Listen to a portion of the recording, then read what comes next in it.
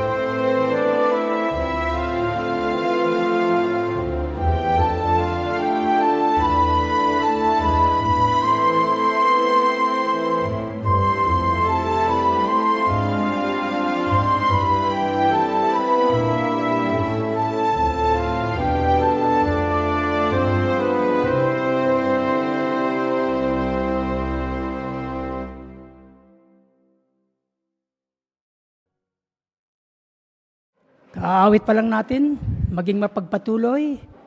Yan ang paksa na ating mapapakinggan ngayon. Buhat sa North Susana Congregation na si Brother After Banghulot. Brother Banghulot, handa na po kami makinig sa iyong pahayag. Ano ba ang pagiging mapagpatuloy o sa English ay hospitable? Bueno, ganito ang sinasabi ng ng isang dictionary. Ang pagiging hospitable o pagiging mapagpatuloy ay pagbibigay o pagnanais na magbigay ng pagbati, pagkain at tirahan at mabait na pakikitungo sa mga kaibigan o estranghero. Yun pala, no? Tapos, ayon din naman sa ating Watchtower na 1957, ang ibig sabihin ng pagiging mapagpatuloy ay tanggapin ng iba, hindi sila baliwalain. Oo. Maging palakaibigan, hindi malayo. Maging maalalahanin, hindi walang konsiderasyon. Maging mapagbigay, hindi maramot. Maging interesado sa mga pangangailangan ng iba at hindi lamang sa iyong sarili. Ang pagkamapagpatuloy ay talagang isang malawak na pagpapakita ng pag-ibig kahit na isang pagsubok sa pagiging totoo ng iyong pag-ibig. So yun pala yung pagiging mapagpatuloy, no? Marami siyang kahulugan o marami siyang saklaw o malaki ang kanyang saklaw. Gaano ba kahalaga sa Diyos na Yehova yung ating pagiging mapagpatuloy? Bueno, sa Roma 12:13, ganito yung kanyang pangmalas. Sabi dito, sa Roma 12:13, magbigay kayo sa mga alagad ayon sa pangangailangan nila. Maging mapagpatuloy kayo. Oo. Napakahalaga ng pagiging mapagpatuloy sa Diyos na Iho at sa mga kapatid natin at sa mga di kilala, ano pat ipinasulat niya ito kay Apostol Pablo. Ang turing niya sa pagiging mapagpatuloy, ayon doon sa Hebreo 13:16 ay ganito, Pakisuyo mga kapatid, Hebreo 13:16. Sabi dito, bukod dyan, huwag ninyong kalimutang gumawa ng mabuti at magbahagi sa iba ng kung ano ang meron kayo, dahil nalulugod ang Diyos sa gayong mga handog. Napakahalaga ng pagiging mapagpatuloy. Ano sabi sa bandang dulo? Ito ay handog natin sa Diyos na Jehovah. Ibig sabihin, bahagi ito ng ating pagsamba sa Kanya. At ano raw ang nararamdaman niya kapag nagiging mapagpatuloy tayo? Sabi diyan sa teksto, nalulugod ang Diyos na Jehovah. Kaya kapag dinidevelop natin o pinapakita natin ang katangiang ito, nagiging masaya ang Diyos na Jehovah sa atin. Kaya napakahalaga ng pagiging mapagpatuloy. Ano pa?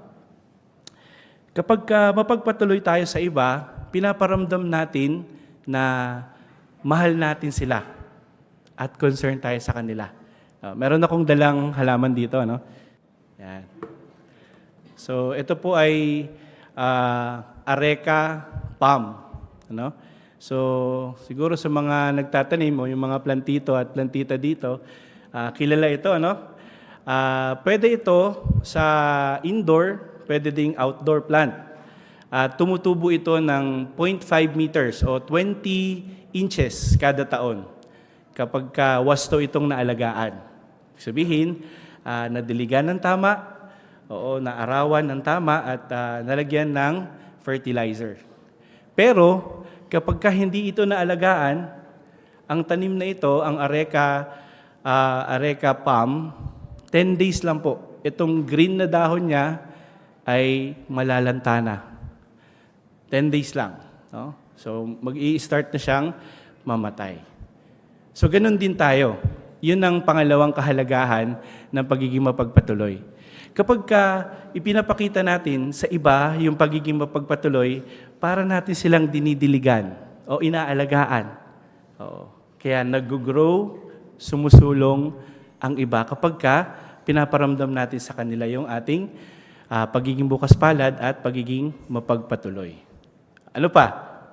At kapag ginawa din natin yun, pangatlo, tayo din naman ay magiging masaya. Ayon yan sa Gawa 20:35. Kapag tayo ay naging mapagpatuloy, naging bukas palad sa iba, tayo din naman ay magiging masaya. So tatlong paraan, kung isa-summarize natin. Magiging masaya ang Diyos na Jehovah, mapapasaya natin ang iba, at tayo din naman mapapasaya o magiging masaya kapag naging mapagpatuloy tayo. Kaya worth it ba na i-develop itong katangian na ito? Oo, worth it na worth it. Ngayon, para makuha natin yung talagang eksaktong meaning ng pagiging mapagpatuloy, tingnan natin ang perpektong halimbawa ng pagiging mapagpatuloy. Nandun sa Mateo 5:45. Pakisuyo mga kapatid. Mateo 5:45. Kung nandyan na kayo, ganito po ang sinasabi. Mateo 5:45. Para mapatunayan ninyong mga anak kayo ng inyong Ama na nasa langit, dahil pinasisikat niya ang kanyang araw sa masasama at sa mabubuti, at nagpapaulan siya sa mga taong matwid at di matwid. Napansin niyo po yung ginagawa ng Diyos na Jehovah? Nagpapaaraw siya at nagpapaulan sa mga matwid at di matwid, sa kanyang mga lingkod at hindi niya mga lingkod. Ngayon, may tatanong ninyo, Brother Banghulat, ano po ba yung significance ng araw at ng ulan? So katulad nung nabanggit ko kanina, kapag ang isang halaman, hindi siya naarawan at hindi naulanan, mamamatay siya. So lahat ng tanim, similar na simulain. Fruit-bearing tree man ito, mapapa-shrub o kahit yung mga indoor plants sa ganito, pare-pareho lang. Ibig sabihin, kapag walang araw, walang ulan, wala tayong pagkain. O isip-isipin nyo kanina, kung kayo'y nag-almusal, baka uminom kayo ng kape. Ano? O di kaya, baka heavy ang breakfast ninyo, kumain kayo ng kanin. Lahat ng iyon, nanggaling yun sa halaman. No? Yung kape, galing sa coffee bean. No? So, galing sa kape na halaman, na kulay green. At yung kinain naman natin na kanin, ay galing din sa, palay, na green din yung dahon. Kaya lahat ng iyon, nakadepende sa araw, nakadepende sa ulan. Kaya maiisip natin na napakabuti ng Diyos na Jehovah sa atin. Hindi siya tumitingin sa lahi, nasyonalidad o kasarian. Hindi niya sinasabing, ikaw, hindi ka naglilingkod sa akin. Ngayong buwan, kalahating tangke lang ng oxygen ng hihingahin mo. O di kaya, dahil hindi ka naglilingkod sa akin, ito lang yung makakain mo. Ganun ba? No, hindi ganun ang Diyos na Jehovah. Lahat tayo, na-enjoy natin yung ating pagkain, humihinga tayo at nabubuhay dahil mabait at mapagbigay ang Diyos na Jehovah sa lahat. No? Kahit na hindi naglilingkod sa Kanya. At most especially, mabait ang Diyos na Jehovah sa mga nangangailangan. Basahin natin yung Deuteronomio 17 hanggang 18. Ganito po ang sinasabi.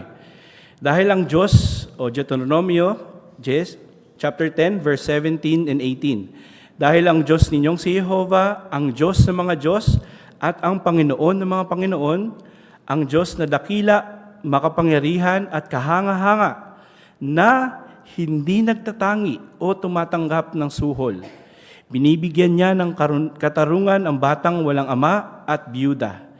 Minamahal din niya ang mga dayuhang naninirahang kasama ninyo, binibigyan niya ito ng pagkain at damit. Pansinin niyo po yung bandang dulo. Kahit hindi Israelita dati, kahit dayuhan sila, ano daw? Binibigyan ng Diyos na Jehovah ng pagkain at pananamit. So wala siyang hindi pinoprovidean ng pangangailangan. Lahat binibigyan niya. Kaya perpektong halimbawa ang Diyos na Jehovah sa pagiging mapagpatuloy. At natutuwa siya kapag tinutularan natin yung kanyang halimbawa. Ngayon, sino-sino pa ang mga halimbawa sa pagiging mapagpatuloy? Ito namang nasa Genesis 18, verse 2 hanggang 8, pakisuyo mga kapatid. Genesis 18, 2 hanggang 8. Sino naman itong halimbawa na ito? Okay, basahin natin, no? Sabi diyan, pagkakita sa kanila, tumakbo siya mula sa pasukan ng tolda para salubungin sila at yumukod siya sa kanila. Pagkatapos sinabi niya, Jehovah, kung kalugod-lugod ako sa iyong paningin, pakisuyong wag mong palampasin o wag mong lampasan ang iyong lingkod. Pakiusap, hayaan ninyong makapagdala kami ng kaunting tubig para mahugasan ang mga paa ninyo.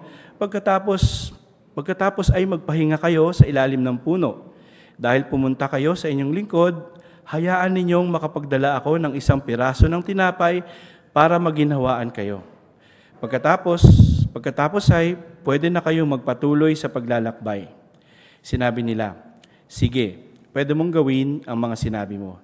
Sa 6, kaya nagmadali si Abraham papunta kay Sarah sa tolda at sinabi niya, dali, kumuha ka ng 3 takal ng magandang klase ng harina. Masahin mo ito at gumawa ka ng mga tinapay. Pagkatapos, sumakbo si Abraham sa bakahan at pumili ng mainam na batang toro ng malambot ang karne. Ibinigay niya iyon sa tagapaglingkod at nagmadali ito para maihanda iyon. Pagkatapos, kumuha siya ng mantikilya at gatas at inihain ang mga ito kasama ng ipinahanda niyang batang toro. At habang kumakain sila, nakatayo siya sa tabi nila sa ilalim ng puno.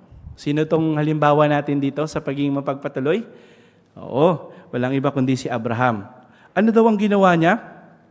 May nakita siyang 3 lalaki. Anong ginawa niya? Pansinin niyo sa teksto. Tumakbo siya. No? Tumakbo siya sa kanila. Pagkatapos niyang tumakbo, inalukan niya ng pagkain. Tapos sinugasan niya ng paa. Tapos nung umuo sa inalok niyang pagkain, anong ginawa niya? pumunta siya kay Sarah. Sabi niya, dali. Oo, magmasa ka ng 3 takal. Alam niyo po ba kung gaano karami itong 3 takal? Ayon sa ating reference, sabi dito ay 10 kilos ng harina. Yan. Oo. Sino dito ang nag-almusal kanina ng pandesal? Oo. Ang 1 kilong harina, ang equivalent po noon ay makakagawa po kayo ng 3 tray. 3 tray ng pandesal. Yung 1 tray, merong 30 pieces. Yung tigdo-2 na pandesal, yung medyo maliit lang. So, ang 1 kilo, makakagawa siya ng 90 pieces na pandesal. Ganun siya karami. So, ang 10 kilos times 10, 900 na tigdo-2 na pandesal. Ganun karami yung ginawa ni Sarah. Baka malaki lang, no? Pero hindi naman ganun kaliit, no? Baka malaki lang. Pero may imagine natin na marami ang binake niya. Pagkatapos, sabi dito, tumakbo uli siya. Saan? Pumunta naman siya sa bakahan. Pumili siya nung batang guya, no? Tapos, pinaslaughter niya. At sabi doon, pagkatapos ng maluto, in-serve niya yon. So may imagine natin na nag-serve siya ng, pwede nating sabihin, steak, na merong bagong bake na tinapay. Sabi diyan, merong gatas at mantikilya. Oo. Masarap ba yon? Oo. Yun yung the best meal, kumbaga dati. Imagine natin, no? Bagong luto na tinapay, tapos, ang bagong mantikilya, ang bangong steak. Nakakagutom, no? Oo, totoo. Napakasarap. So, binigay nila Abraham ang kanilang best para sa kanilang bisita. So, ano ang extraordinary dito sa picture na ito, mga kapatid, pakisuyo? Kung titingnan ninyo, yung tumatakbo kanina ay 99 years old na. Tingnan niyo yung balbas niya. Oo, ang haba na, di ba? Oo, puti na yung balbas niya. At tumatakbo siya, anong oras ng araw? Sabi dito, kainitan. So, pwedeng 12:00 o 1:00. Ganun. No? Imagine ninyo, may 99 years old na ba dito? Wala pa yata, ano? 99 years old, tumatakbo parot parito para makapaghanda para sa kanyang bisita. Worth it ba yung kanyang pagiging mapagpatuloy sa mga 3 bisita niya? Oo. Kasi pala yung 3 bisitang yon ay mga anghel. Pagkatapos nilang kumain, doon sinabi na magkakaroon sila ng anak. So, nagkaroon sila ng pagpapala. No? Ano pa? Yung second picture naman natin, pakisuyuan natin. Sino naman yung pogi na lalaking yan? Yung nag-extend ng kanyang kamay. Oo, walang iba kundi si Jesus. Ano ba ang eksena dyan? Problemado yung mag-asawa kasi naubusan ng alak. Oo, kapag naubos na yung alak, syempre, ang kustumbre nun, yun talaga yung partner ng pagkain. So, hindi pwedeng tubig nun. Hindi sila, kung alak at tubig, nakakahiya sa bisita. Di ba? Kasi special na okasyon ito, wedding ito sa Cana. So, anong ginawa ni Jesus? Ginamit niya yung kanyang kapangyarihan para gawing alak ang tubig. Sabi dito, ayon sa ating reference, 380 liters na alak ang ginawa o ang nagawa noong time na yon. Alam niyo po ba yung, para malagay sa context kung gaano kahalaga yung alak na yon, alam niyo po ba mga kapatid na ang pinakamahal na alak ngayon ay may worth na $558,000? Yung tinatawag na Domaine Romanée na nasa France, $558,000. So makakagawa ng 507 liters o 507 bottles kasi itong 558,000 na worth na alak na ito na napakamahal ay 750 ml lang. So, kung i-compare natin doon sa ginawa ni Jesus na alak, mas masarap ito kaysa doon sa 558,000 na worth na alak. The best na alak yun na nagawa sa buong mundo, sa history ng tao. Kasi si Jehovah ang gumawa ng alak na yon. So anong point doon sa sa illustration natin? Ginamit ni Jesus yung kanyang kapangyarihan para, maging mapagpatuloy, tulungan ng iba. Napakaganda, no? So sa atin naman, ano naman ang natutuhan natin? Okay, Abraham, nakita natin na proactively, no? Siya mismo nagkusa, nag-initiate na mag-imbita ng mga visitors sa tahanan nila. So ganun din, pwede rin natin gawin. Pwede din tayo maging proactive sa pag-i-invite. Hindi kailangan na, pwede nyo ba kaming invite sa bahay nyo? Hindi, no? Tayo mismo, mag-invite tayo ng mga kapatid sa bahay natin. Ano pa? At hindi naman kailangan na sobrang garbo yung ihahanda natin, no? Isang meal, o di kaya kahit coffee, nabanggit natin kanina. Ang mahalaga, tama yung ating motibo. Yung motibo natin ay magpatibay. Hindi magpasikat, no? Magpatibay. Okay. Doon naman kay Jesus, ano naman ang natutunan natin doon? So, doon tayo sa pick number 4 na, no? Yung kay Jesus naman, tinulungan niya, nung nakita niyang may problema, anong ginawa ni Jesus? Kaagad-agad na tumulong siya. Ginamit niya yung kanyang kapangyarihan para tumulong. Ganon din tayo. Kapag ka nasa ibang bahay tayo o nasa isang okasyon, gawin din natin yung power natin para maging successful yung isang occasion. No? Ano pa? Kapag ka may problema yung isa, huwag na nating antayin na humingi pa ng tulong sa atin. Si Jesus, ang ginawa niya nung nalaman niya na may problema, yung mag-asawa, kagad-agad, automatic, tumulong siya kagad. No? So, itong picture na to, tingnan natin yung susunod na picture. Yan, okay. So makikita natin dyan na malamang yung sister at brother ay nasunugan sila, no? Hindi pa nauubos yung bahay na nasunog, nandun na yung mga kapatid. Tumutulong na, nagdadala ng pagkain. So pwede rin natin gawin yon, no? Maging alerto tayo sa needs ng iba at tulungan sila. Ano pa? Sa halimbawa naman ni Jehovah at ni Jesus, nabanggit kanina na hindi sila parehong nagtatangi. No? Karamihan doon sa napainom ng alak ay hindi naman niya kilala. No? Kilala ba lahat ni Jesus yung bisita? Hindi. So si Jehovah din, nagpapaulan siya sa mabuti at masama. Naglalaan din sila. So pareho silang hindi nagtatangi. So napakagandang halimbawa din yun para sa atin na tanggapin ang lahat ng mga tao, lalong-lalo na kapag sila ay gustong makilala ang Diyos na Jehovah. Ngayon, isang halimbawa para sa kanila o isang tanong para sa atin, ano po ba yung pinaka-the best na pwede nating ibigay sa mga tao sa kasalukuyan? Sa panahon natin ngayon, ano ba yung pinaka-the best? Oo. Isa sa pagpapakita ng pagiging mapagpatuloy ay ang pag-share ng mabuting balita sa mga tao. Ang pag-share sa kanila ng katotohanan. So kuning halimbawa si Sobagya. Si Sobagya, mga kapatid, ay isang babae sa India. Noong 2005, namatay yung kanyang asawa. Nung buhay pa yung kanyang asawa, inalagaan siya nito, pero nung namatay na, naging mahirap yung kanilang buhay. Mas malala pa, hindi siya tinanggap ng kanyang kapamilya. Sinabi ng kanyang kapamilya na pabigat sila at tinuring silang pulubi. So paulit-ulit silang sinasabihan, pabigat kayo. So nasaktan si Sobagya.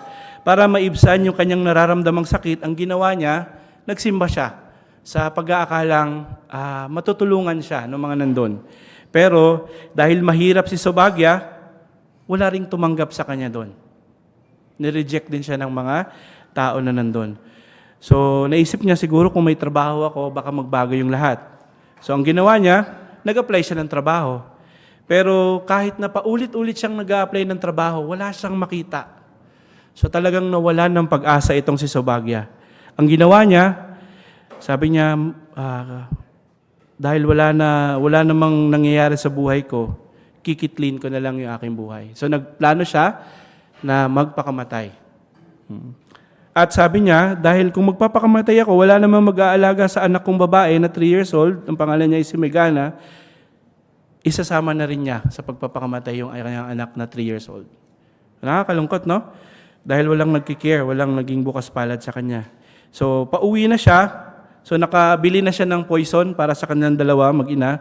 Pauwi na siya nang merong isang babae na lumapit sa kanya. Siya ay si Elizabeth, isang kapatid. So, si Elizabeth, lumapit sa kanya.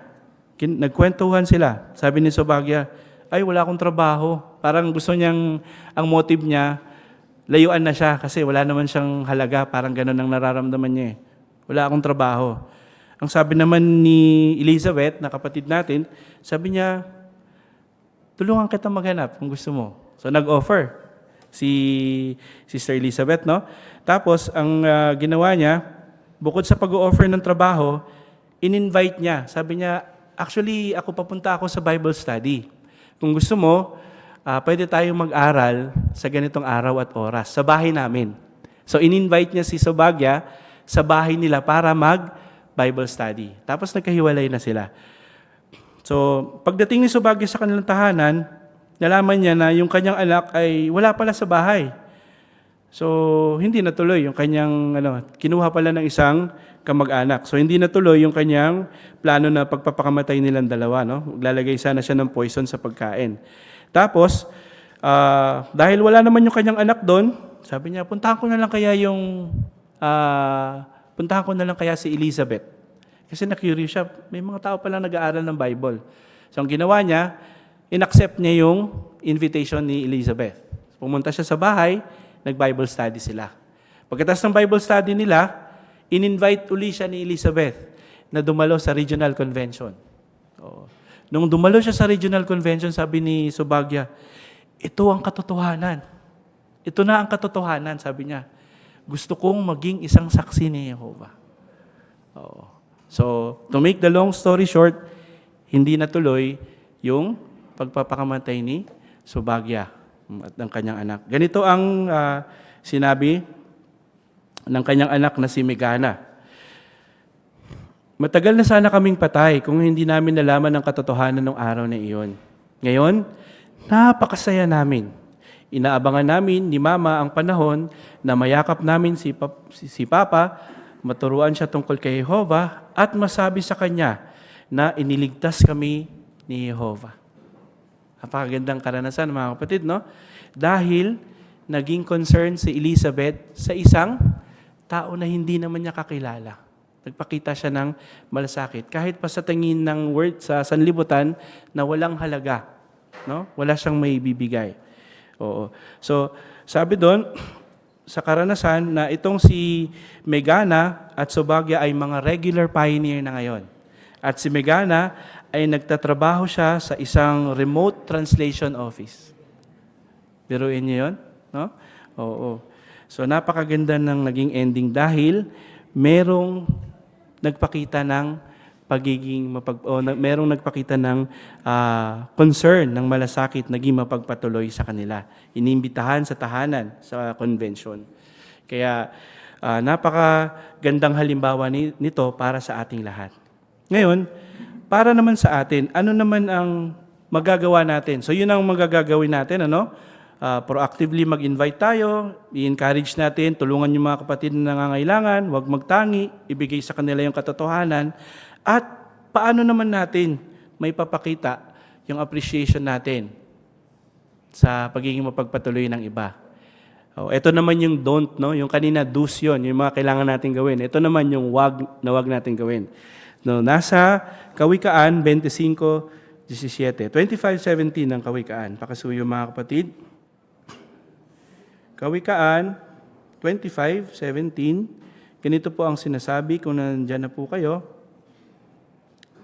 Paminsan-minsan ka lang pumunta sa bahay ng kapwa mo para hindi siya magsawa sa iyo at kainisan ka. Ano daw ang sabi? Oo. Paminsan-minsan lang tayo. Huwag naman tayong araw-araw, no? Ay, maganda. Masarap yung merienda kila brother, Punta nga uli ako doon. Tapos kinabukasan nandun ka uli. So, hindi siya nakakapagpatibay pag gano'n, no? So, sabi dito, paminsan-minsan. Baka matanong natin, gaano ba kadalas yung minsan? Oo, di ba? Oo, yung hindi naman magsasawa sa atin. Pwedeng once a week, twice a week, no? Pero hindi araw-araw. Oo. Ano pa? Sabi dito, kapag nagpakita tayo ng pagiging mapagpatuloy, para itong virus, very contagious, nakakahawa ito. Oh. So, papakita ko ulit yung tanim, no? So, areca plant, areca palm, ano? Ano daw ang nangyayari kapag nagpakita tayo o diniligan natin yung halaman na ito? Alam niyo ba? Tutubo siya o mabubuhay siya ng 60 to 100 years. Pero 10 days lang, mamamatay na siya kapag hindi nadiligan. So, ganun din tayo bilang mga tao. Kapag naging mapagpatuloy tayo sa isa't isa, mag-grow tayo sama-sama spiritually. Magiging masaya yung ating kongregasyon. Mapapasaya natin ang Diyos na Jehovah. Tulad ng halaman na ito, mapupurify lang niya yung hangin kapag buhay siya.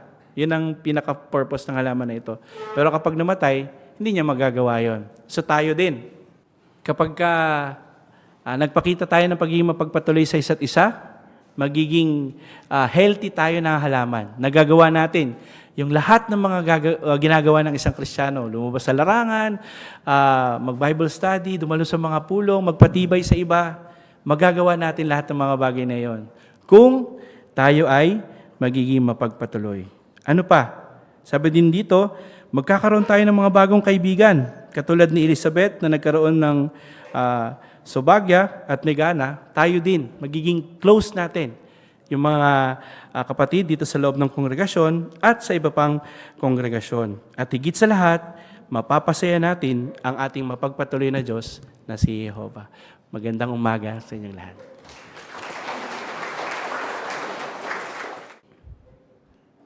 Maraming salamat. Pinahalagahan namin yung mahusay, maliwanag at kapaki-pakinabang na pahayag. At ang ating ikalawang programa na pangungunahan sa atin ni Brother Rodolfo Ongkingko ang pag-aaral sa Ang Bantayan. Magandang umaga muli sa inyo. Maganda yung ating natutunan. Ngayon naman ay tungkol naman sa mga di bautismado. No? Pag-usapan natin to. Makakatulong din to kahit na tayo ay bautismado na. Bago yun, awit muna tayo. Song number 51.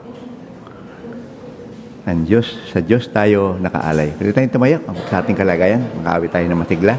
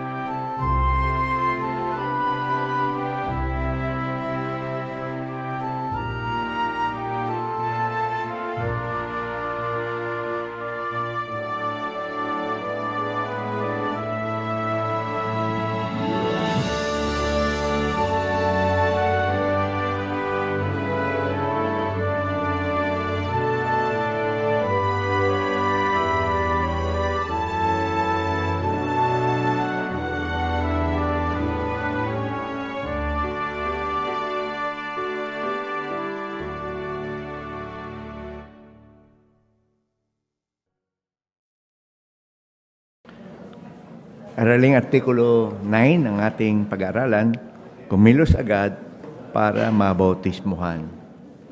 Tapos sa Gawa 22:16 ng temang teksto, ano pang hinihintay mo? Magpabautismo ka. Kanino ba sinabi ito? Kanino ba naukol itong tanong na ito sa audience natin at saka nasa Zoom? Tingnan natin, ano bang asahan natin?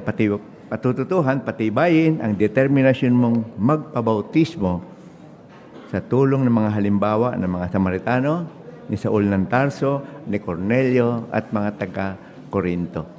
So ito ay nakadedicate sa mga di pa bautismado, no? Pero tayong bautismado na makikinabang pa rin tayo rito dahil mga simulain ng Biblia yung pag-aaralan natin. Ano? So tayo ay magsimula na sa ating pag-aaral at ang ating reader ay si Brother Henry Carlos. Baybayin natin ang pagbasa ng unang parapo. Siguradong mahal mo ang Diyos na Jehovah. Siya ang nagbibigay sa iyo ng lahat ng mabubuting regalo, pati na ang buhay mo. Paano mo maipapakitang mahal mo siya? Ang pinakamagandang paraan para magawa iyan ay ang pag-aalay ng buhay mo sa Kanya at pagpapabautismo. Kapag ginawa mo ang mga iyan, magiging bahagi ka ng pamilya ni Jehovah. Gagabayan ka at iingatan ng ama at kaibigan mo. Kapag nag-alay at nagpabautismo ka na, posible ka nang magkaroon ng buhay na walang hanggan. Tanong sa paragraph 1, bakit gusto mong magpabautismo? Ayun, tayo Sister Bayanin. Bagay na bagay sa tanong na ito. Ang buhay po natin ay binigay na regalo ni Diyos na Jehovah. At gusto ko pong ipakita sa Kanya na mahal ko siya sa paraan na ilaan ko yung magagawa kong ialay ang buhay ko sa Kanya. Okay, very good. Salamat. Si Brother Alcantara, nabaptize na, pero gusto niya mag-komento rito. Wala tayong rebaptism, brother. Hindi na pwede mag-baptize ulit. Ano po? Marami po tayong dahilan para mahalin ang Diyos na Jehovah. Dahil siya ang bukal ng buhay at sa Kanya nagbula ang mabuting kaloob at ang perpektong regalo. Okay, very good. At anong pagpapalaasahan ng mga kikilos sa panawagang ito? Anong maging blessing para sa inyo? May 3 binanggit eh. Ano yung pagpapalang darating? Sister Simon. Magiging bahagi po tayo ng pamilya ni Jehovah. Okay. Sister Mendoza. Makasa rin po tayo nagagabayan at iingatan tayo ng ating ama at kaibigan. Okay. Sige, si Sean, tawagin natin sa harap.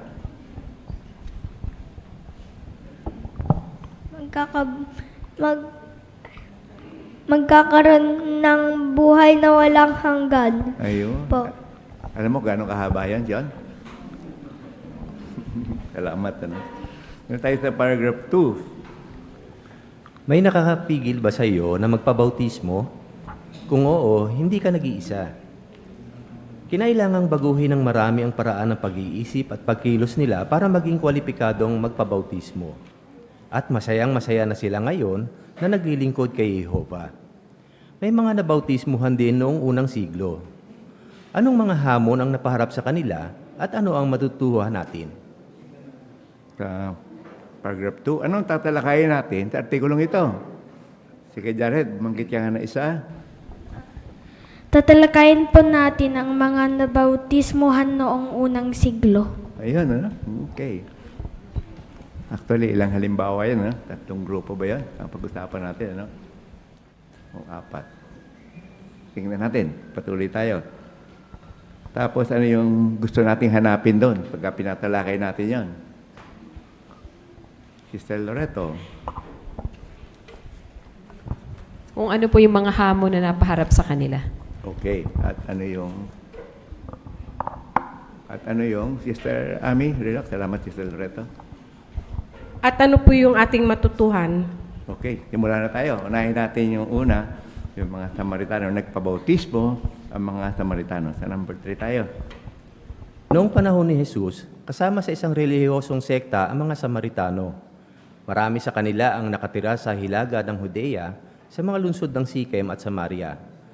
Bago sila mabautismuhan, kailangan muna nilang tanggapin at pag-aralan ang lahat ng bahagi ng salita ng Diyos. Naniniwala kasi sila na ang unang 5 aklat lang ng Biblia, Genesis hanggang Deuteronomio, at posibleng ang aklat ng Josue ang galing sa Diyos. Pero alam nilang darating ang Mesiyas kasi ipinangako iyon ng Diyos sa Deuteronomio 18 at 19. Kaya para mabautismuhan, kailangan nilang tanggapin na si Jesus ang ipinangakong Mesiyas.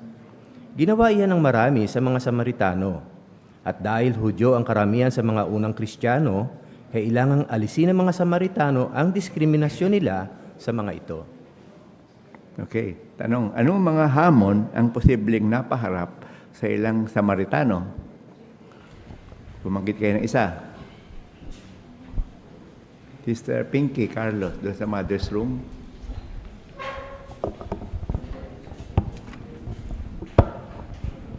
Kailangan muna po nilang tanggapin at pag-aralan ang lahat ng bahagi ng salita ng Diyos. Bakit? Ano ba yung alam lang nila tinatanggap? Salamat, Sister Carlos. Sister Ongkinko. Alam lang nila yung unang 5 bahagi ng kasulatan. Yun, ano? At baka pwede pa rin nga yung aklat ng Josue, no? Bagong punta sa atin yun. No? Tapos ano pa yung kailangan nilang alisin din? Sige, Brother Banghulot Jr., nakalimutan ko ng pangalan mo. Diyan ba si Caleb? Josue? Ano pangalan mo, Brad? Noah. Josue. Kailangan alisin ng mga Samaritano ang diskriminasyon nila sa mga Hudyo. Ayun. Okay, salamat, Joshua, no? Okay. Ngayon, ano yung, paano natin alam nila yung Mesiyas? Paano natin nalaman yun? Naniniwala sila sa Mesiyas. Kahit ilang aklat lang ang Biblia ang pinapaniwalaan nila.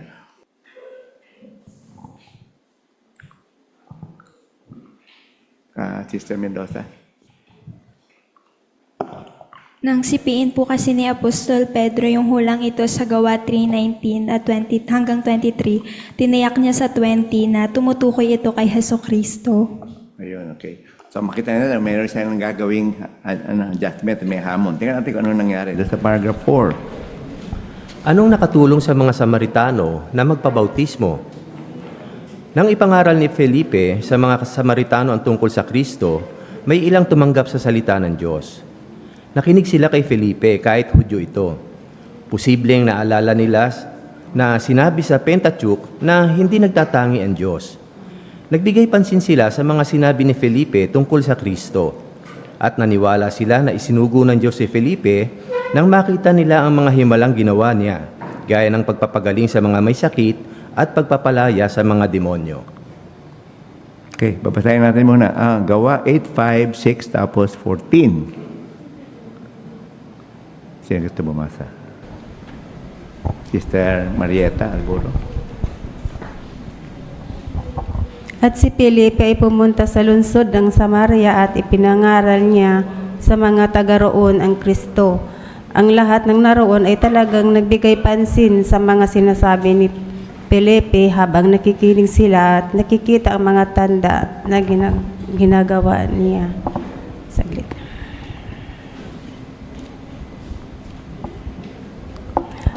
Nang marinig ng mga apostol sa Jerusalem na tinanggap ng Samaria ang salita ng Diyos, isinugo nila sina Pedro at Juan. Okay, salamat pagbasa, Sister Alburo. So ayon doon sa binasang teksto, ano ang naging reaksyon ng mga Samaritano sa pangangaral ni Felipe?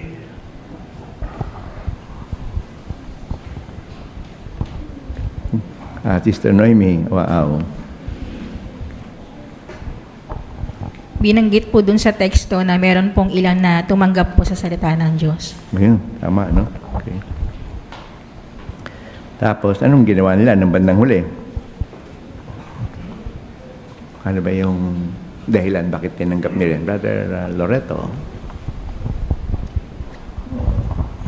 Noong makita ng mga Samaritano na si Felipe ay gumagawa ng mga himala ng pagpagaling at pagpapalayas ng mga demonyo, napag-unawa nila na siya isinugo ng Diyos Kasi wala namang tao na makagagawa noon maliban na sinugo siya ng Diyos na Jehovah.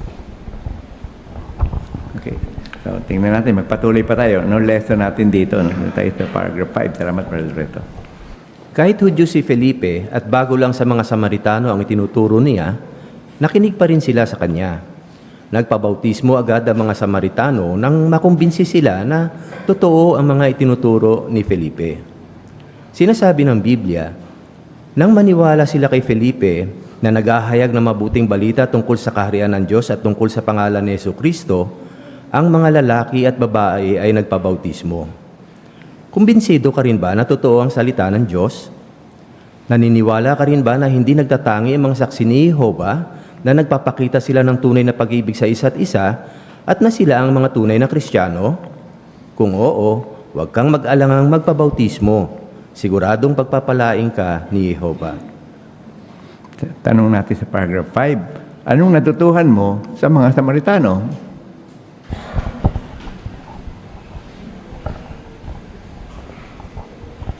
Anong lesson doon? Sister Loreto? Si Felipe po isang Hudyo. Pero kahit po hindi isang Samaritano si Felipe, nakinig pa rin po sila sa kanya. Nakumbinsi po sila na totoo yung itinuturo ni Felipe, kaya agad-agad nagpabautismo po sila. So ano ngayon ang leksyon dito? So mula sa nangyari na to. May tatlong bagay, no? Para kumilos ka, ano yung una? Ano yung mga ano yung natutunan natin dito na application? Sister Moyo?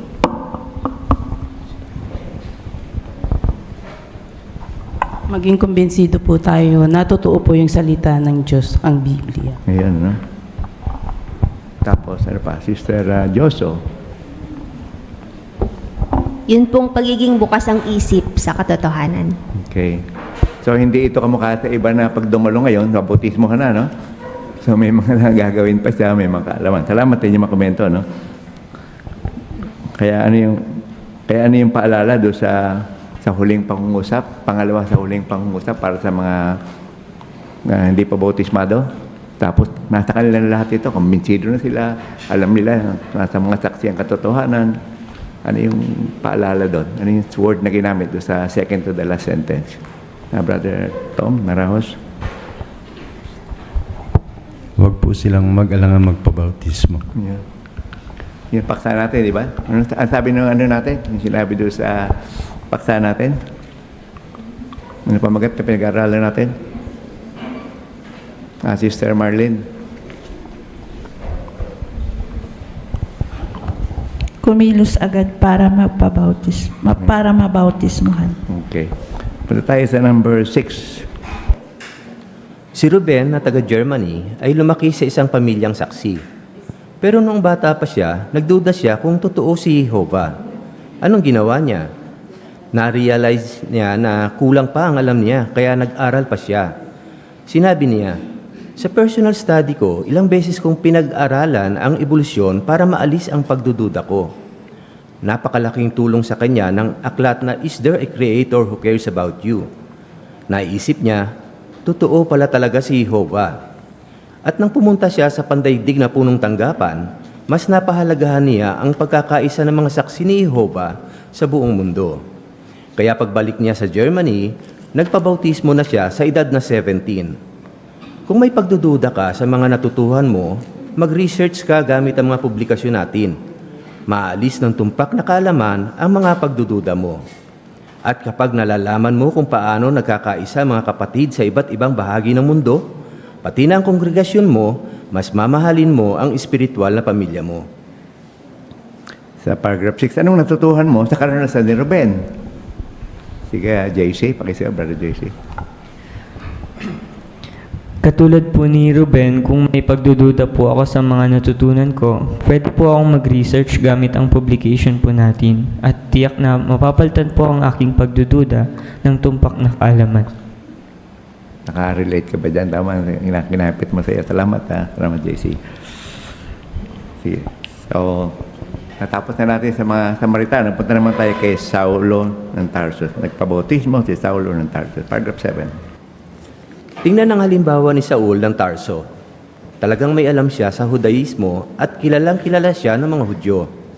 Noong panahon niya, apostata ang tingin ng mga Hudyo sa mga Kristiyano kaya pinag-usig niya sila. Akala kasi niya, ginagawa niya ang kalooban ng Diyos. Kung tatanggapin ni Saul si Jesus at magpapabautismo, bilang Kristiyano, dapat nahanda siyang pag-usigin din.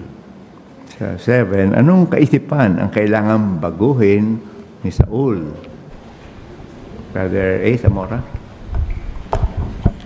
Dati po yung tingin ng mga Hudyo sa mga Kristiyano ay apostata. Kaya pinag-uusig po ni Saul yung mga Kristiyano. Yun po kasi yung alam niyang tama. Pero kung magpapabautismo po siya bilang Kristiyano, dapat po siyang maghanda na pag-uusigin din. Pipin niya, no? Medyo mabigat, ano? Yung hamon na yun, ano? Tingnan natin sa number 8. Anong nakatulong kay Saul na magpabautismo? Nang kausapin ni Jesus si Saul mula sa langit, nabulag si Saul. 3 araw siyang hindi kumain at uminom. Malamang na pinag-isipan din niya ang nangyari sa kanya. Dahil dito, nakumbinsi si Saul na si Jesus ang Mesiyas at natama ang pagsamba ng mga Kristiyano. Siguradong sising-sisirin siya sa naging papel niya sa kamatayan ni Esteban. Sa pagtatapos ng 3 araw, pinuntahan ni Ananias si Saul. Gumawa siya ng himala para makakita ulit si Saul at sinabihan niya ito na magpabautismo agad. Nagpakumbaba si Saul, nakinig kay Ananias at nagpabautismo. Paragraph 8, sa A, ano? Anong nakatulong kay Saul na magpabautismo? Ano yung naging dahilan para gumawa ng ganitong pasya? Hindi masyado natin iisip ito, no? Pero binigyan tayo ng pagkakataon makita yung Sister Komok. Nung may pangyayari po sa buhay ni Saul, nung kausapin siya ni Jesus mula sa langit, tapos po nabulag siya. Nandun po yung pagbubulay-bulay na ginawa niya, hindi po siya kumain ng 3 araw. At pinag-isipan po niya yung nangyari sa kanya. Doon po siya nakumbinsi na si Jesus po yung Mesyas at tama po yung pagsamba ng mga Kristiyano. Kaya sising-sisi po siya nung nalaman niya yon na siya yung isa din po dun sa nagdulot ng kamatayan ni Esteban. Pipin natin yan. Ngayon, ang tanong natin sa B. Salamat sa tanong na yan. Ayon sa gawa, basahin natin yung gawa. 22:12-16. Dito kinuha yung ating temang teksto. Pakasir, Brother Manghulot. Anong first name mo, friend? Caleb po. Ayun pala si Caleb. Okay. At si Ananias, isang lalaking makadiyos at sumusunod sa kautusan at may mabuting ulat mula sa lahat ng Hudyong nakatira doon, ay pumunta sa akin. Habang nakatayo sa tabi ko, sinabi niya, Saul, kapatid, makakita kang mali. At agad na bumalik ang paningin ko at nakita ko siya. Sinabi niya, pinili ka ng Diyos ng ating mga ninuno para malaman ang kalooban niya at makita ang isa na matuwid at marinig ang tinig niya. Dahil magiging saksi ka para sa kanya at ihahayag mo sa lahat ng tao ang mga nakita at narinig mo. Kaya ano pa ang hinihintay mo? Magpabautismo ka at hugasan ang mga kasalanan mo sa pamamagitan ng pagtawag sa pangalan niya. Okay, salamat na malinaw na pagbasa. Ang tanong natin ay, ayon sa teksto sa gawa 22:12-16, paano tinulungan ni Ananias si Saul? Dapat may artwork tayo. Sino ba yan? Sister Emmy, Kapampangan, doon sa mother's room.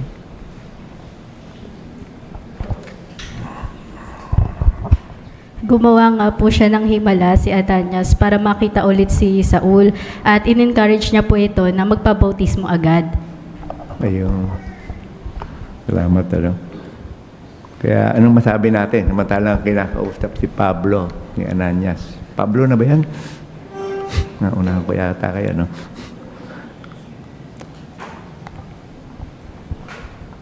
Ano yung naging reaksyon ni Pablo nung dumating si Ananias, ginawa ng himala? Brother George Moyo? Nagpakita ng pagpapakumbaba si Saul at nakinig siya kay Ananias. Yun.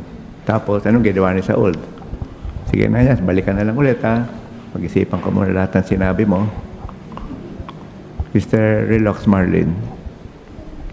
Salamat, Brother George. Nagpabautismo po siya kaagad. Yeah. Ito nyo makita, yung babautismohan siya, panoorin natin sa picture lang, hindi video. Komento niyo, Sister Mariel. Kamok. Makikita po natin sa artwork si Saul na lumulusong sa tubig para magpabautismo. At makikita natin sa background, masaya po yung mga tao sa ginawa niyang desisyon. Kaya dahil po naging mapagpakumbaba si Saul at nakinig siya kay Ananias, nagpabautismo siya. Kaya yung lesson din po sa atin, lalo na po dun sa mga di pa baptize, pwede din po nilang tanggapin yung tulong ng iba para mabautismohan. Ay, baka yun ang kailangan dyan, no? At ano masabi niyo sa itsura ni Saul dito compare sa nababasa natin, nakikita ng artwork ngayon kay Pablo? Brother Limuel, Moyo. Nung panahong inuusig niya ang mga Kristiyano, galit na galit siya kasi may dala siya mga utos ng mula sa Sanhedrin. Pero ngayong nagbabautismo na siya, makikita natin, masaya siya yung kasiyahan sa kanyang mukha. Yan, bukod sa masaya siya,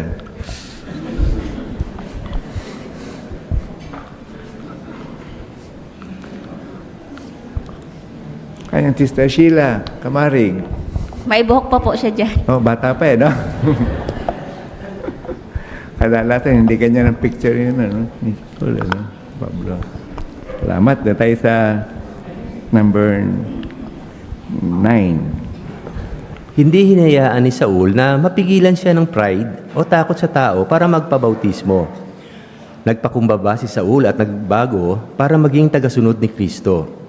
Naging Kristiyano siya kahit alam niyang pag-uusigin siya. At pagkatapos mabautismuhan, patuloy siyang nagtiwala kay Jehova para makayanan ang mga pagsubok. Kapag nabautismuhan ka na bilang saksi ni Jehova, pwede ka ring pag-usigin at makaranas ng mga pagsubok. Pero makakasiguro ka na tutulungan at susuportahan ka ng Diyos at ni Kristo. Tanong sa paragraph 9. Anong natutuhan mo kay Saul? Brother Kevin, Simon. Hindi po dapat makahadlang yung takot para magpabautismo tayo. Kasama sa pagiging lingkod ng Diyos na Jehova, yung pag-uusig sa mga hamon. Pero tiniyak naman sa atin ng Diyos na Jehova at ng Panginoong Hesus na aalalayan niya tayo. Baka iba yan ang pumipigil, ano? Kahit na sila ay unbaptized publisher na. Maganda itong lesson kay... At ano yung dapat tungkol sa ano ba yung asahan sa last sentence? Basahin niya natin last sentence ng paragraph. Yung gusto bumasa lang. Brother Manuel.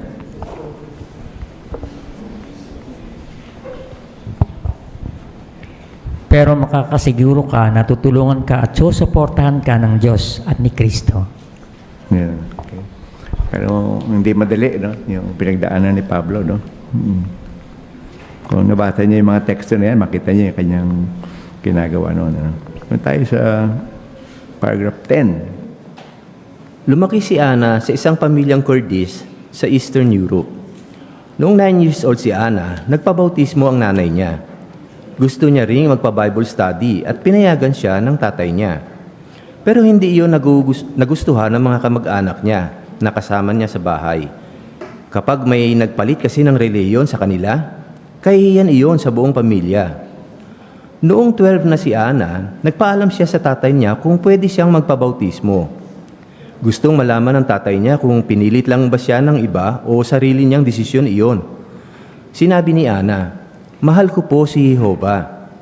Kaya pumayag ang tatay niya sa desisyon niya.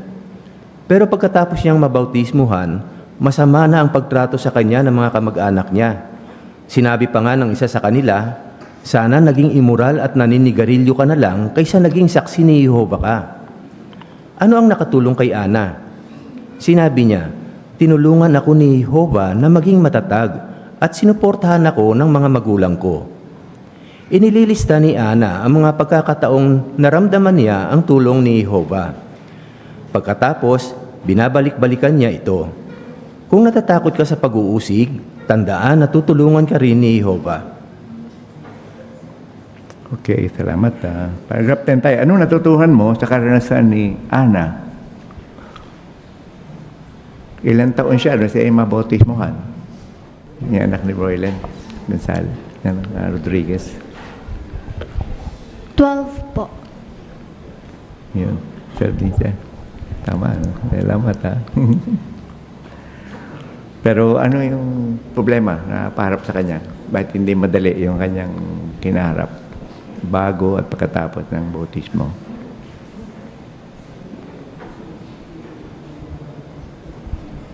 Sister Simon. Bagamat suportado naman po sana ng mga magulang niya yung kanyang desisyon na magpabautismo, pero yung mga kamag-anak niya po kontra. Sabi nga po sa kanya, mas maganda pa raw na maging immoral siya at manigarilyo kaysa maging saksi ni Jehovah. Pero sa kabila po noon, mas pinili po ni Ana si Jehovah dahil mas mahal niya kaysa kanino pa man. Gaano kasama tingin nila sa mga saksi, no? Masama pa sa nag-immoral at masama pa sa naninigarilyo. Isipin niyo yung takbo. Ba't mahirap yung pagsubok na yun? Saan ba nakatira yung mga kamag-anak niya ngayon na kontra sa kanya? Brother Manghulot. Mahirap siya kasi iisang bahay lang sila. Kumbaga, extended family. Kakasama sila kaya hindi ito madali para sa kanya. Pero ang ganda yung kanyang natutunan. Ano yung tatlong bagay na katulong sa kanya para mapagtagumpayan niya yun? May tatlo. Ano yung isa? Sister Porciungula.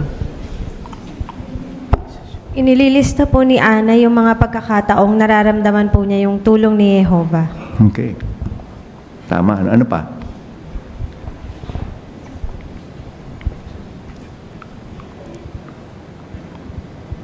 Sister Bayanin. Tinulungan po siya ni Jehovah na maging matatag at sinuportahan siya ng kanyang mga magulang. Ngayon, ano? Okay, no? So, anong sabi doon sa last sentence, ng paragraph? Related doon? Sister Kamarig? Kung natatakot ka sa pag-uusig, tandaan na tutulungan ka rin ni Jehovah. Yun. Baka ganyan ang sitwasyon ng ilang mga unbaptized natin. Brother Loreto. Yung sinabi ng kamag-anak niya na mabuti pa naging immoral ka na lang o kaya nanigarilyo ka na lang. Marami sa atin, sa biglang tingin natin, parang napakasama naman ng kamag-anak na ito. Pero kung titingnan natin mabuti, maaring yun ay dala ng kanyang damdamin sa kanyang hindi pa tamang pananampalataya patungkol sa Diyos. Na iniisip niya na kung isa ay mapunta sa ibang reliyon, eh hindi siya magtatamasa ng pangako ng reliyon nila. Kaya mas mabuti pa maging immoral, baka makapanumbalik pa siya sa bandang huli. Kaya makikita natin dito na minsan yung isa na masyadong dedicated sa kanyang reliyon, eh dapat na magsikap na mag-aral ng katotohanan talaga. Salamat sa punto rin. Okay. So at least nakita natin yung pananaw ng iba, no? Ba't ayaw nila sa mga saksi, no? Doon tayo sa lipat natin kay Cornelio. No? Pangatlong halimbawa natin, no? Nagpabautismo si Cornelio sa paragraph 11. May matututuhan din tayo kay Cornelio. Isa siyang centurion na pinuno ng mga 100 Romanong sundalo. Kaya masasabing mataas ang posisyon niya sa militar at kilala siya sa komunidad. Matulungin din siya sa mahihirap. Isinugo ni Jehovah si Apostol Pedro para mangaral sa kanya. Mapipigilan kaya si Cornelio ng posisyon niya na magpabautismo? Tanong natin sa 11, anong posibleng makapigil kay Cornelio na magpabautismo? Brother Tuason.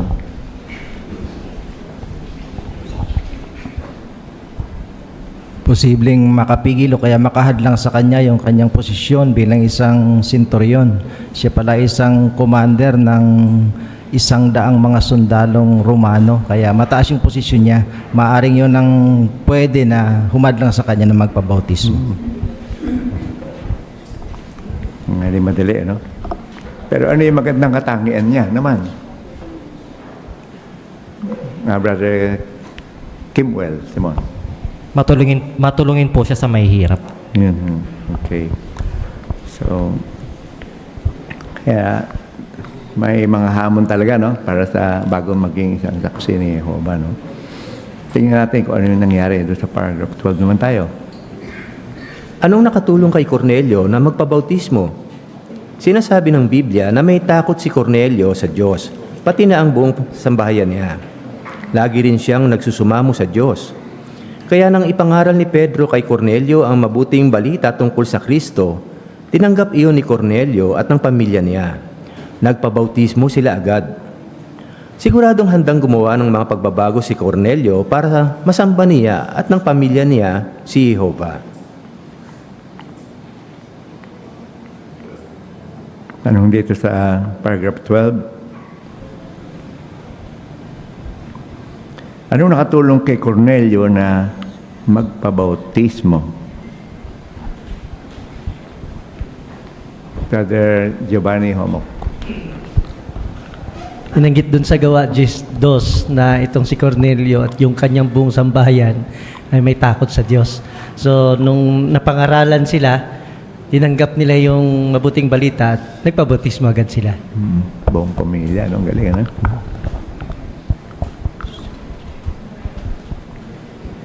Kaya makita natin doon yung kahalagahan ng military siya. Iiwan niya lahat yun, ano? Pero hindi siya nang hinayang doon. Ano? Meron ka bang ibang komento pa rin, Brother Aaron, kay Lagot?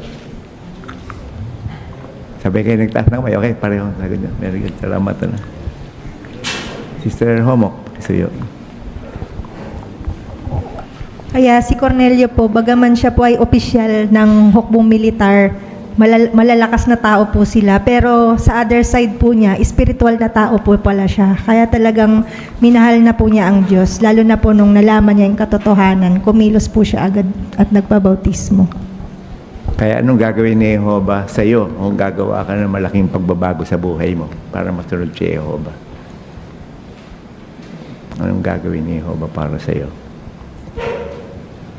O para sa mga nag-aalangan magpabautismo? Anong gagawin ni Jehovah para sa kanila?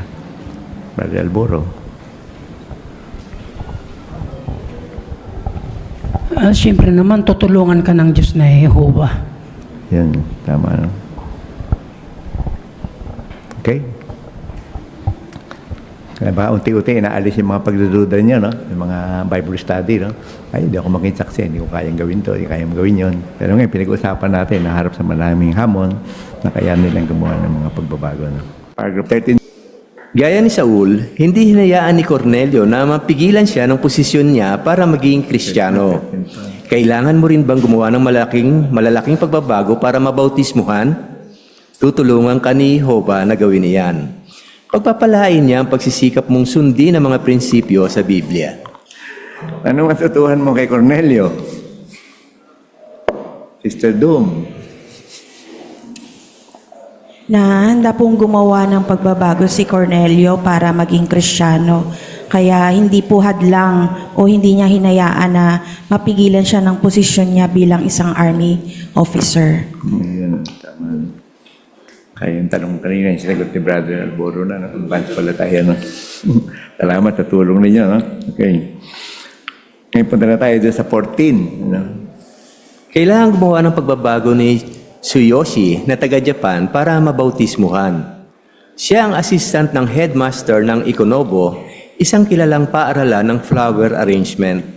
At kapag hindi nakakapunta ang headmaster sa mga libing, si Tsuyoshi ang madalas na pumapalit sa kanya sa mga ritual na ginagawa ng mga Budista. Pero nang malaman ni Tsuyoshi ang katotohanan tungkol sa kamatayan, nakita niyang hindi siya pwedeng mabautismuhan kung nakikisali pa rin siya sa mga ritual. Kaya nagdesisyon siyang hindi na makisali sa mga gawaing iyon. Kinausap ni Tsuyoshi ang headmaster tungkol sa desisyon niya. Ano ang nangyari? Pumayag ang headmaster na hindi na makisali si Tsuyoshi sa mga ritual. Nabautismuhan siya mga 1 taon mula nang mag-aral siya ng Biblia.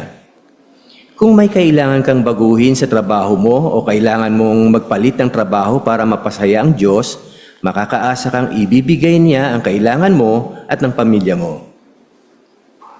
Okay. 14. Anong matutuhan mo sa karanasan ni Tsuyoshi?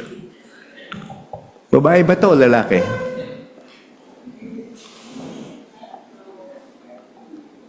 Boy or girl? Tsuyoshi. Brother Olikino. Brother po. Oh, brother, kasi binagit mag-ina, no? Okay, salamat. Brother Rabanes. Ang natutuhan ko sa karanasan ni Chuyosi, na kapag nakikita mo ang katotohanan mula sa Biblia, gagawa ka ng hakbang tulad nga ng ginawa ni Chuyosi. Nagpaalam siya at pinayagan siya. Nangyari yan sa akin. Totoong karanasan na gusto ko na maging saksi. Nagpaalam ako na hindi na ako sasali sa napakasamang ritual na ginagawa namin noon tuwing linggo. Ngunit di sila pumayag, kaya umalis ako.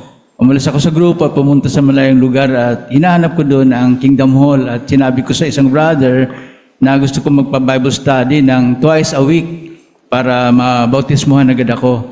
Nangyari yon at sa loob lang ng 6 na buwan natapos namin yung aklat na kaalaman na umakay sa buhay na wala hanggan at sa taon ding iyon nabautismuhan ako. Salamat. Dadagdag natin yung karanasan ni Josie, karanasan ni Brother Rabanes. Salamat, nakaka-relate ka rito. Salamat sa experience, Brother Rabanes. Personal experience mo. Bakit may asterisk? Nakita yung may asterisk pagkatapos nung doon sa huwag kita na bautismohan siya? At Brother Olikino? Dito po sa asterisk, maliban po dun sa kanyang trabaho, yung pagpili niya kay Jehovah, maganda rin po dito yung karanasan niya na dati po siyang mananalansa ng kanyang asawa, gaya ni Pablo. Pero naakit po siya ng katotohanan dahil sa magandang katangian na pinakita po ni Sister Keiko. Ganda, no? Maganda mabasa niyo rin. No? Marami pala siyang pinagdaanan. Ano?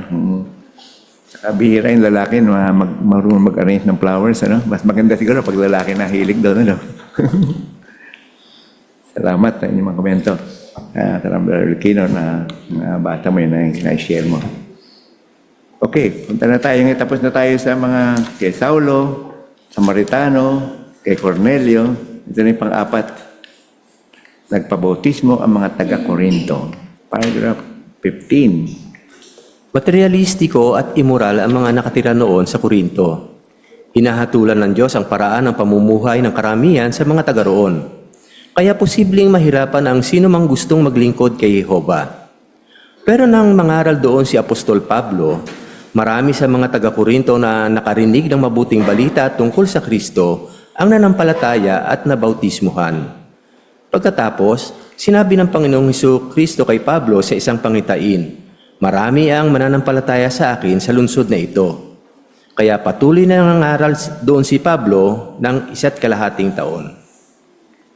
Tanong natin sa paragraph 15. Ano ang posibleng makapigil sa mga taga-Korinto na magpabautismo? Sige, Angel, pakisuyo.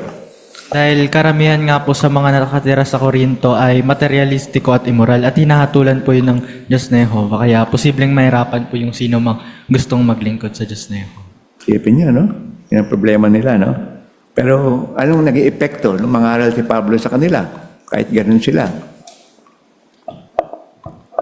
Anong epekto? Sister Gladys Alcantara. Yung ulat nga po ng Gawa 18:7 hanggang 11 ay nagsasabi na marami ang mga taga-Korinto ang nakinig ng mabuting balita at nanampalataya sila at nagpabautismo. Galing, ano? Hindi natin hatulan ng mga tao. At ano sinabi ni Jesus tungkol sa mga nakatira doon? Sa Korinto. Ano sinabi ni Jesus? Sister Ongkinko. Sabi po niya, maraming mga mananampalataya sa akin sa lungsod na ito. Yan. Kaya anong ginawa ni Pablo? Marami pala eh. Nalilipat na ako ng teritoryo. Sister Marieta. Kaya patuloy na nangaral doon si Pablo ng 1.5 taon. Galing, ano? Kaya maganda yung lesson natin doon. Paghatulan ng mga tao. Doon tayo 16. Tingnan natin. Bakit sila natulungan? Anong nakatulong sa mga taga-Korinto na magpabautismo? Ang salita ng Diyos at ang banal na Espiritu ang nakatulong sa kanila na gumawa ng malalaking pagbabago. Dahil tinanggap ng mga taga-Korinto ang mabuting balita tungkol sa Kristo, nagawa nilang talikuran ng masasamang gawain gaya ng paglalasing, pagnanakaw at homoseksualidad. Sa 16, anong nakatulong sa mga taga-Korinto na magpabautismo. Mababasahin natin muna. 2 Korinto 10:4-5. Nandun ang sagot. Muna yung tataas na kamay. Sige, anong tawagin natin? Si Eli Boy. Dahil ang mga sandata namin sa pakikipagdigma ay hindi mula sa mga tao. Ang malalakas na sandatang ito ay mula sa Diyos at magagamit para pabagsakin ang mga bagay na matibay ang pagkakatatag. Dahil ibinabagsak namin ang maling mga pangangatwiran at bawat bagay na humahadlang sa mga tao na magkaroon ng kaalaman sa Diyos at binibihag namin ang bawat kaisipan para maging masunurin ito sa Kristo. Salamat sa pagbasa. Eli. So, ang tanong natin, ano nakatulong sa mga taga-Korinto na magpabautismo? Sister Navarez? Dahil tinanggap po nila yung tulong ng salita ng Diyos at ang banal na Espiritu, kaya nakagawa po sila ng mga malaking pagbabago. So, anong lesson natin dito, mga kapatid? Ano yung nagawa nilang talikuran? Anong pamumuhay na tinalikuran nila? Sister Mia, inyo. Nagawa nga nilang talikuran yung mga masasamang gawain katulad ng paglalasing, pagnanakaw, at saka yung sa homosexual. Oo. Isipin niya, no? So, walang problema, no, na magiging hadlang para magpabaptize. Nakita niyo yung asterisk? Ano yung komento doon sa asterisk? Pagkatapos ng teksto? Napansin niyo ba yan? Hindi natin papanoorin yan, pero tungkol saan yan? Ba't may naglagay na asterisk? Sister Portion ko lang. Tungkol po ito dun sa isang brother na driver siya ng truck. Pero po, dahil po dun sa kanyang trabaho na-expose siya dun sa mga katrabaho niya na may mga bisyo, kagaya ng alak, lalo na yung paninigarilyo. Kaya naman, sobra siyang manigarilyo. Sabi pa nga sa video, 60 pieces per day ang 3 pack siya. Oo, ang nagagamit niya sa sigarilyo. Pero nung malaman po niya yung katotohanan, naisip niya na hindi siya makakapagpatuloy kung doon pa rin siya magtatrabaho. So naghanap po siya ng ibang trabaho at sinikap po niyang alisin yung bisyo niya sa paninigarilyo. Sa umpisa, 2 hanggang 3 na lang yung sinisigarilyo niya. Pero nung minsan, isa lang yung binili niya. At nung sinindihan niya, bago niya pa gamitin ito, nanalangin siya kay Jehovah na tulungan siya na pigilan yung kanyang bisyo. At yun nga po, dahil sa tulong ni Jehovah at sa pag-aaral niya ng Biblia, napagtagumpayan niyo po yun at natigil niya yung kanyang bisyo ng paninigarilyo at nabautismahan po siya. Ganda panoorin niyo kung hindi niyo pa napanood. Salamat sa paglalahad ng story na yun. Salamat sa impression ko lang. So, tingnan natin pa, doon sa 17, gano'n matutunan natin, mga taga-Korinto. Hindi madali para sa mga taga-Korinto na talikuran ng mga nakasanayan na nila. Pero hindi nila inisip na imposible na silang maging Kristiyano. Talagang nagsikap sila para makalakad sa makitid na daan papunta sa buhay. May pinagsisikapan ka rin bang baguhin sa buhay mo para mabautismuhan? Huwag kang susuko. Hilingin ang banal na Espiritu ni Jehovah para malabanan mo ang kagustuhang gumawa ng masama. Tanong natin 17, anong natutuhan mo sa mga taga-Korinto?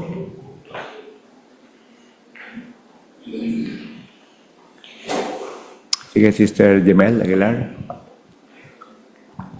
Na hindi po talaga madaling maging Kristiyano, pero hindi rin naman po imposible na magbago. Kaya tulad ng mga Korinto, mga taga-Korinto, kung ang isa ay gusto niyang magpabautismo, kailangan niya po talaga ng pagbabago at sa tulong po yun ng Diyos na Jehovah. Salamat. Sige, JC, preso yun. Hindi po inisip ng mga taga-Korinto na imposible na silang maging Kristiyano dahil sa mga nakasanayan po nila, kundi nagsikap sila at hindi sumuko. Kaya natutunan ko po na kung may mag-ayaman ng masamang libangan na ginagawa ko dati, dapat ko rin po itong talikuran na gaya ng mga Salamat sa komento ninyo. Brother Simon, Kevin. Kanina po, doon sa teksto, unang Korinto 6:11, garantiya ito. posibleng magbago. Binanggit dun sa 11, ganyan ang ilan sa inyo noon, pero hinugasan na kayo at naging malinis. Kaya posible na walang bisyo o kung anumang maruming gawain ang hindi maiaalis sa tulong ng Diyos na Jehovah.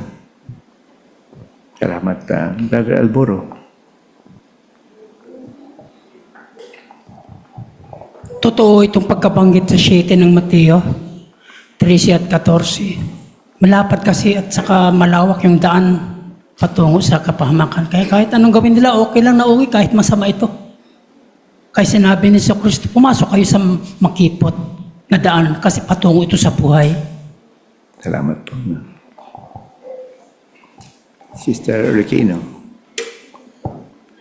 Binanggit din po na nagsikap yung mga taga-Korinto. Kaya yung aral ko po na natutunan, kung gusto ko po ng tulong ng Diyos na Jehovah, hindi naman po automatiko na magkakaroon tayo ng banal na espiritu. Kung gusto ko pong may baguhin sa sarili ko, kailangan ko rin pong gumawa ng mga pagsisikap para tumanggap ng tulong ng banal na espiritu. Kaya anong tawag doon? Ano sabi doon sa ano? Anong salitang ginamit dyan tungkol sa mga hindi pa makapagpasya? May nakaharap ng mga hamon, may mga problema. Anong salitang ginamit? Huwag, ano? Sister Canuto. Huwag susuko. Ayan, tutulungan kayo ni Jehovah. Salamat. Tayo sa 18. Talagang pinagsikapan ni Monica na taga Georgia na ihinto ang masamang pananalita, pati na ang pakikinig at panonood ng masamang libangan para mabautismuhan. Sinabi niya, noong teenager pa ako, nagawa kong magbago sa tulong ng panalangin. Alam ni Jehovah na gusto kong gawin ang tama at lagi niya akong tinutulungan para magawa iyon. Nabautismuhan si Monica noong 16 siya. May mga gawain ka bang kailangang ihinto para mapaglingkuran si Jehovah sa paraang gusto niya? Patuloy na humingi sa kanya ng lakas para magbago. Sagana siyang magbibigay sa iyo ng banal na espiritu. So, tanong natin dito sa 18. Anong natutuhan mo sa karanasan ni Monica?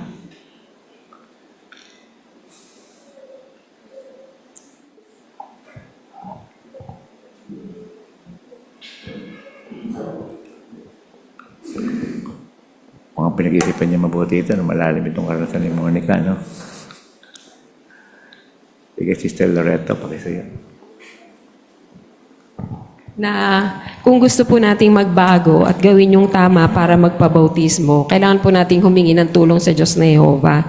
Kasi ang Diyos na Jehovah naglalaan po siya ng sagana, lalo na po yung kanyang banal na espiritu para tulungan tayo. Ganun po yung ginawa niya kay Monica. Si Monica, naging desidido rin siyang magbago. Gusto niya maihinto yung masamang pananalita niya, pati yung ginagawa niyang pakikinig at panonood ng pornografiya o yung masamang libangan. So, nagkaroon po siya ng lakas na loob na magbago dahil po sa tulong ng Diyos na Jehovah. Ilan taon siya nung mabautismuhan siya?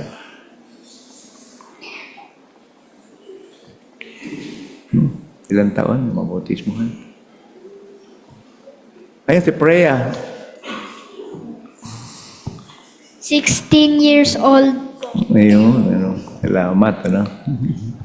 Hindi mo naman kailangan maging 16 bago mabaptize Freya, no?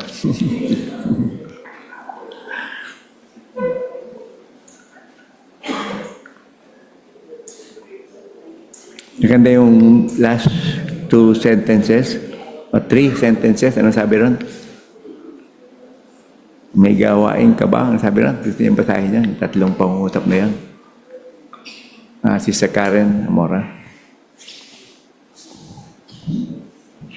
Patuloy na humingi sa kanya ng lakas para magbago. Saganan siyang magbibigay sa iyo ng banal na espiritu. Yung nauna pa ron. May mga gawain ka bang kailangang ihinto para mapaglingkuran sa Jehovah sa paraang gusto niya? Yun. Patuloy na humingi sa kanya ng lakas para magbago. Sagana siyang magbibigay sa iyo ng banal na espiritu. Ang ganda yung pag-isipan niya na kung ganyan na sitwasyon. Okay. Yung tayo sa last, napakalaki ng magagawa ng pananampalataya mo. Sa paragraph 19 last. Laging tandaan na mahal ka ni Jehovah at na gusto kanyang maging bahagi ng pamilya niya. Hindi iyan magbabago kahit anong panghadlang sa bautismo ang mapaharap sa iyo.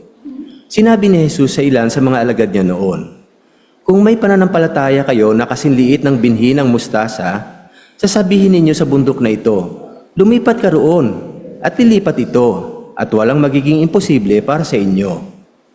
Ilang taon pa lang kasama ni Jesus sa mga kausap niya noon, kaya kailangan pa nilang patatagin ang pananampalataya nila. Pero tiniyak sa kanila ni Jesus na kung matibay ang pananampalataya nila, tutulungan sila ni Jehovah na maalis ang malalaking hadlang at gagawin din iyan ni Jehovah para sa iyo. Tanong sa 19, meron tayong artwork din. Ano makatutulong sa iyo na malampasan ang malalaking hadlang sa bautismo? Malalaking hadlang, pwede mapagtagumpayan. Ano tutulong? Ano isa na gagawin para matulungan? Mga Brother Alcantara, pakibanggit nga po isa. Laki po ang makakatulong sa atin sa kung interesado tayong magpabautismo.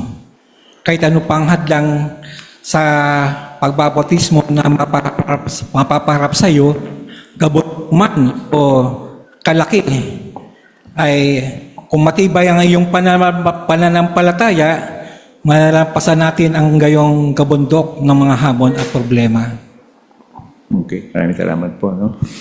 Anong background information doon sa sinabi ni Jesus sa Mateo 17:20? Anong additional information makuha natin ba't sinabi ni Jesus sa kanila yan?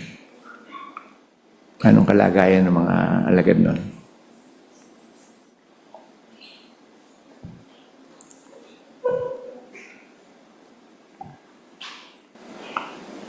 Ano sila doon?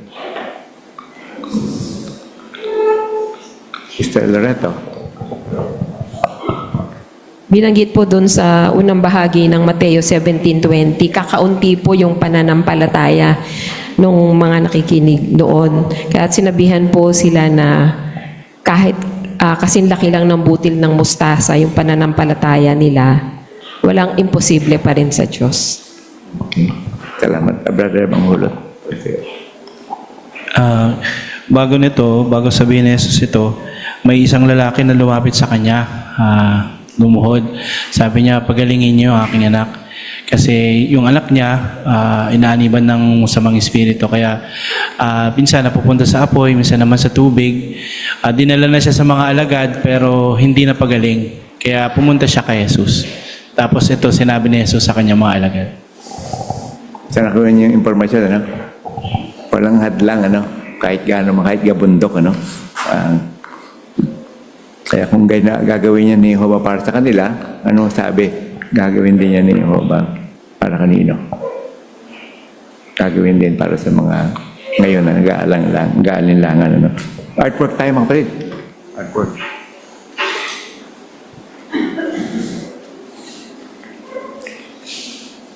Noong unang tinignan ko, hinahanap ko yung binautismo na wala akong makita eh. Ano ba ibig sabihin ng picture na yan, mga kapatid?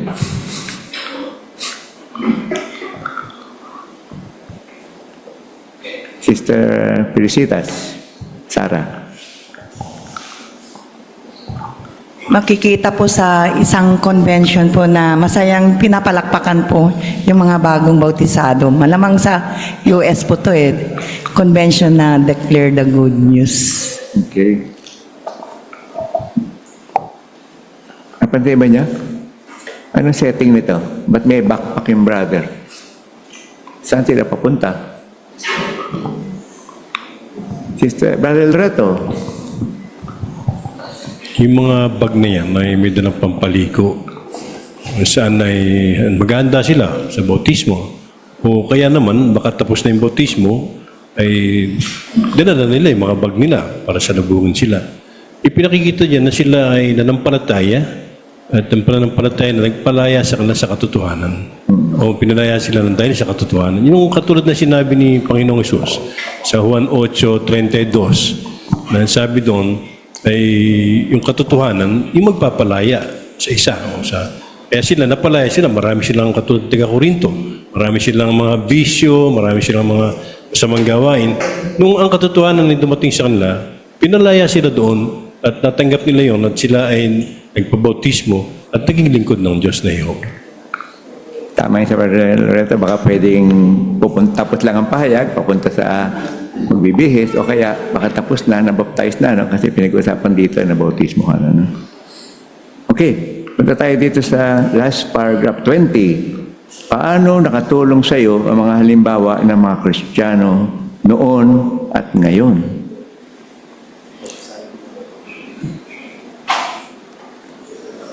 Basahin muna. Balibasa maiksi na para po, hindi ko naman binata. Basahin muna. Kung may nakakahadlang sa iyo na magpabautismo, kumilos agad para malampasan iyon. Matuto sa mga halimbawa ng mga Kristiyano noon at ngayon. Mapakilos ka sana ng mga halimbawa nila na ialay ang sarili mo kay Jehovah at magpabautismo. Yan ang pinakamagandang desisyon na magagawa mo. Maraming salamat sa paglilingkod bilang tagabasa at tagapagpaalala rin. Salamat. Tinernohan din yung damit. Hindi kami nag-uusap, pinakaterno pareho. Tanong, paano makatutulong sa iyo ang mga halimbawa ng mga Kristiyano noon at ngayon? Okay, Brother Pahilagot. Aaron. Magandang halimbawa ng mga Kristiyano noon at ngayon yung ipinapakita nila na kahit may mga hadlang o sobrang daming pagbabago na kailangan gawin, maaari pa rin magtagumpay yung ating pananampalataya at maglingkod kay Jehovah. Kaya yung kanilang determinasyon ay talagang nakaka-inspirasyon para mapagpatuloy sa paggawa ng tamang desisyon. Kaya mapakilos sana ng mga halimbawa nila na iaalay ang sarili kay Jehovah at magpabautismo. Okay, salamat. Tapos na tayo sa pag-aaral, mga kapatid. Sana yun nga nag-i-epekto sa inyo, no? Yung mga hindi pa bautismado. Tanong, meron tayong review question. Kapag may humahadlang sa iyo na magpabautismo, paano makatutulong sa iyo ang halimbawa ng mga taga-Samaritano? Napakita, Sister Manghulot. Yung pong pagkuha ng tumpak na kaalaman sa salita ng Diyos sa pamamagitan ng personal study at pagre-research ay tutulong po sa atin na ma-overcome yung mga pag-aalinlangan. Gleda ba? Gleda, pangalan. Salamat si Gleda. Yung mga halimbawa ni Saul, ng Tarso at ni Cornelio. Sister Spy, Carolina, Rabanes. Sister Rabanes, Pareho po silang hindi po nila hinayaan na mapigilan sila ng pride, ng takot sa tao at ng posisyon nila para maging mga Kristiyano. At pareho rin po silang nagpakumbaba at gumawa ng mga pagbabago para maging tagasunod. Yung mga taga-Korinto. Si Joaquin. Na wag po isipin na imposible po ang magpabautismo at talagang magsikap po gaya po ng mga taga-Korinto. Yan, bautismado na si Joaquin. Nakapag-komento na siya. Salamat. Sister Karen Amora. Salamat, Joaquin. Hilingin din po lagi kay Jehovah yung banal na espiritu para malabanan po natin yung mga kagustuhang gawin yung masama. At pinakahuli po, wag pong susuko. Maraming salamat sa inyo mga kapatid. Maraming natutunan dito. No? Bagaman ito ay para sa hindi pa bautismado, pero nakita natin mga simula sa Biblia na makatutulong din sa atin. Salamat sa inyong pakikibahagi. At dito natapos ang ating pag-aaral sa Bantayan. Sa awit tayo, awit number 38. Bakit na pinag-aralan natin, isa sa mga paboritong awit natin, tutulungan kanya. Pwede tayo tumayo, samantalang maawit para matigil tayo mga awit.